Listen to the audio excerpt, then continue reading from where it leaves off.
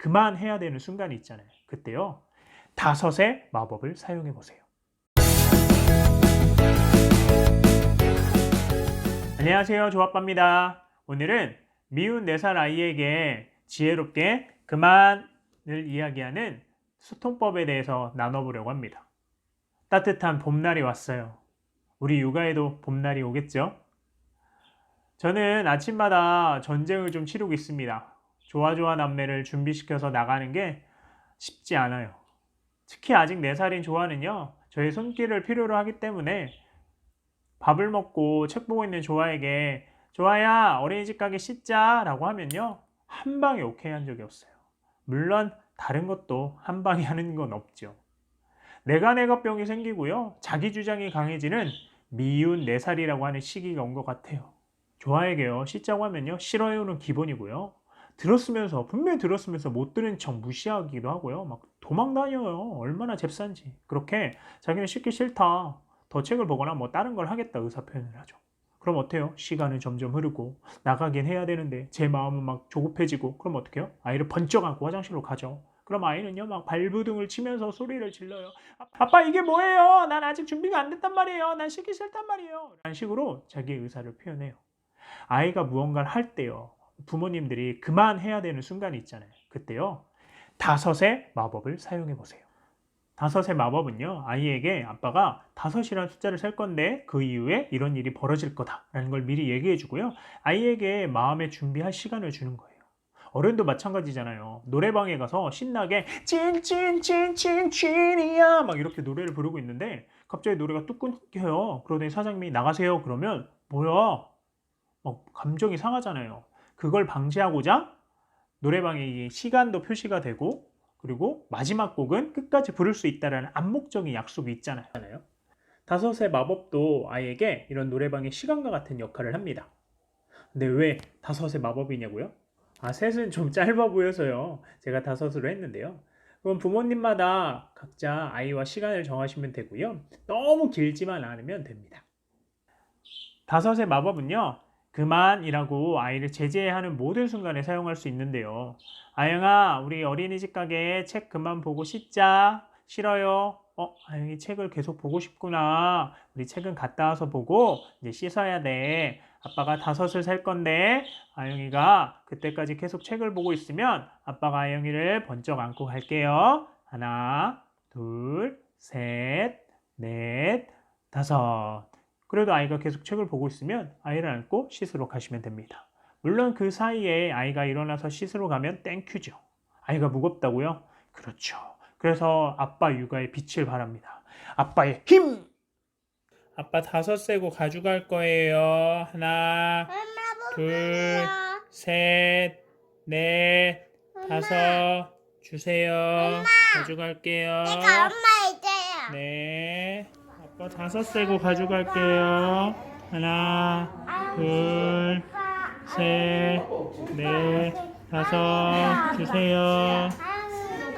거기 아영이라고 써있어? 이제 그만 해야 하는 다양한 상황들에서 이 방법들을 쓰는데요, 100% 순종적으로 아빠의 뜻을 따르진 않지만 그냥 안돼 그만 하고 확 뺏어가는 것보다는요, 5이란 숫자를 세고 아이가 마음의 준비를 할 수 있게 하니까요, 예전보다는 순순히 주는 경우들이 많아서 서로가 평화롭더라고요.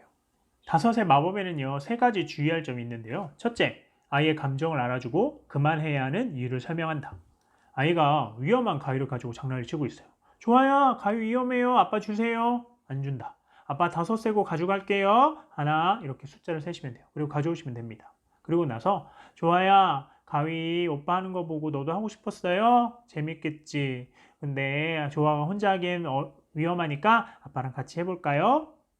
그렇게 그만해야 되는 이유도 설명하고, 그리고 아이가 속상했던 감정을 알아주는 겁니다. 두 번째는요, 확실한 메시지 전달인데요. 아이와 멀리 떨어진 상황에서요, 좋아요, 가위 위험해, 주세요. 아빠가 5 세고 가져갈게요. 라고 하면요, 아이가 못 들은 척 할 수도 있고요, 못 들을 수도 있어요. 그러니 아이 앞에 가서 확실하게 이야기해 주셔야 돼요.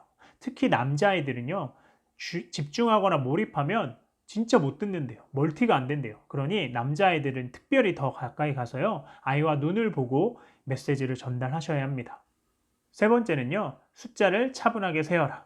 아이에게 아빠가 숫자를 센다고 이야기하고 나서요. 하나, 둘, 셋, 넷, 다섯 이렇게 세면요. 아이의 마음도 아빠의 그 숫자의 리듬처럼 조급하고 빨라질 수 있어요. 그러니까 아이 앞에서요. 하나, 둘, 셋, 넷, 다섯 이렇게 차분하게 그리고 단호한 목소리로 숫자를 세셔야 합니다. 마지막으로 한 가지만 덧붙이자면요. 다섯의 마법을 좀 응용해 보는 건데요. 아이의 시간을 미리 공지해주고 마지막에 다섯을 세는 겁니다. 지금 당장 그만이라고 아이를 제재해야 하는 상황이 아니라 놀이터에 갔거나 뭔가 체험을 하는 걸 상상해 보세요. 좋아야 우리 놀이터에서 30분만 놀다 가자 라고 아이에게 시간을 미리 이야기해 주는 겁니다. 물론 아이가 부모님과 서로 이야기, 의논을 해서 시간을 정할 수 있는 나이, 뭐 6살, 7살 정도 된다면 서로 협의해서 몇 분 정도 놀지 정하는 게 훨씬 더 좋긴 하죠. 어쨌든 어리니까 부모님이 정해준다 쳐요. 그리고 30분이 이제 흘러서 한 5분 정도 남았을 때 좋아야 이제 5분 남았어 라고 이야기를 해서 아이에게 알려주는 거예요. 손가락을 5개 피면서 이야기해주면서요. 시간에 대한 개념도 알려주는 게 좋을 것 같아요. 그리고 나서 또 1분 정도 남았을 때 좋아야 이제 1분 남았어. 우리 마지막으로 조아가 하고 싶은 거 할까? 뭐 이렇게 이야기해 볼 수도 있죠. 그리고 이제 시간이 다 되었을 때 좋아야 우리 30분 다 지났다. 아빠가 5 세고 집에 가자. 하나, 둘 이렇게 숫자를 세고 아이와 가시면 되는데 그때 아이가 안 간다고 할 수 있어요. 그때 이제 이렇게 얘기하시는 거죠. 좋아야 우리가 아까 30분만 놀고 가기로 약속을 했잖아요. 그 약속을 지켜야죠. 라고 아이가 함께 약속한 것에 대한 책임을 질 수 있도록 이야기를 해주셔야 합니다. 그때 혹시 아이가 그네를 기다렸는데 못 탔어요. 미끄럼틀 한 번만 더 타면 안 돼요? 네, 안 돼요? 라고 자신의 욕구를 이야기할 때가 있어요. 물론 우리가 약속을 했기 때문에 시간을 지켜 들어가는 게 중요하지만 우리가 목적하는 바가 무엇인가? 아이에게 큰 소리 내지 않고 서로 짜증내지 않고 그만하고 그 다음 일정을 소화하는 거잖아요. 부모님이 판단하셨을 때 그 아이의 욕구를 들어줄 만하다라고 하면요. 들어주시면 돼요.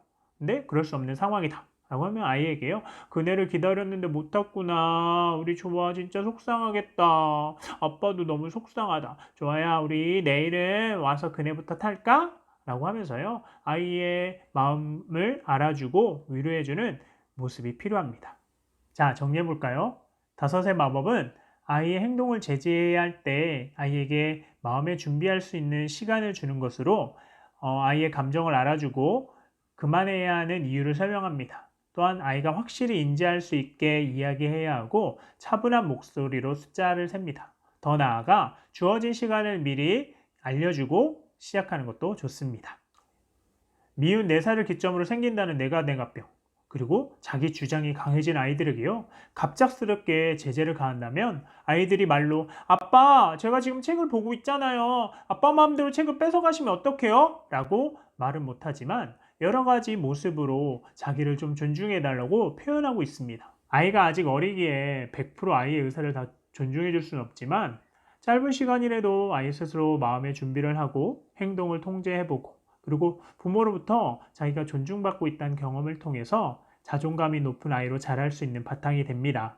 자, 지금부터 다섯의 마법 사용해 보세요. 오늘도 아이와 부모 모두 윈윈하기 위해 애쓰시는 부모님들 좋아요 하루 되세요. 안녕.